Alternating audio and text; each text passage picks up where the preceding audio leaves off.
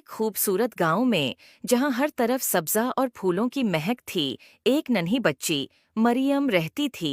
मरियम बहुत शरारती और चलबली थी और गांव के आसपास खेलना और नई जगहें तलाश करना उसका पसंदीदा मशगला था। एक दिन मरियम अपनी बल्ली के साथ खेलते हुए गांव के किनारे पर मौजूद एक पुराने कन्वे के पास पहुंच गई। कनवा देखने में बहुत गहरा और खौफनाक लग रहा था, लेकिन मरियम को तजस्सुस हुआ कि कन्वे के अंदर क्या हो सकता है। जब मरियम कन्वे के किनारे पर झुककर नीचे देखने की कोशिश कर रही थी, तो उसका पांव फिसल गया और वो कन्वे के अंदर गिर गई।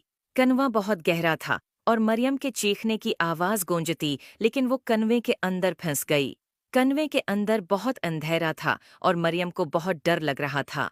वो रो रही थी और मदद के लिए पुकार रही थी। अचानक एक नर्म और चमकदार रोशनी कन्वे के अंदर फैल गई और मरियम ने देखा कि एक खूबसूरत परी उसके सामने नमूदार हो गई है। परी की चमकती हुई पर और नर्म रोशनी ने कन्वे को रोशन कर दिया। परी ने मरियम को तसल्ली देते हुए कहा, डरो मत, मैं तुम्हारी मदद के लिए आई हूँ। मरियम ने खौफ ज़दा होकर कहा, आप कौन हैं? परी ने मुस्कुराते हुए जवाब दिया, मैं एक जादुई परी हूँ और मुझे मालूम हुआ कि तुम्हें मदद की ज़रूरत है।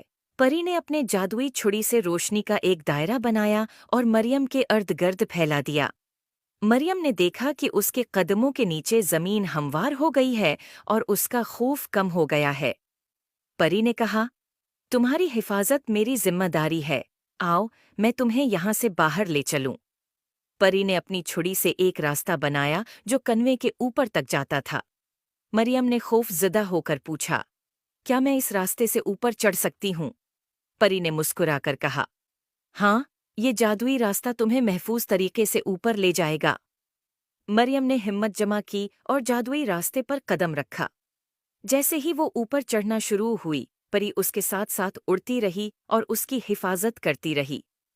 मरियम ने देखा कि कन्वे की दीवारों पर खूबसूरत मनाजर बने हुए हैं और वो देखकर खुश हो गई।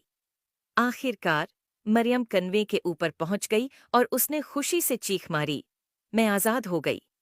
परी ने मरियम को गले लगाया और कहा, तुम बहुत बहादुर हो, हमेशा अपनी हिम्मत को कायम रखना।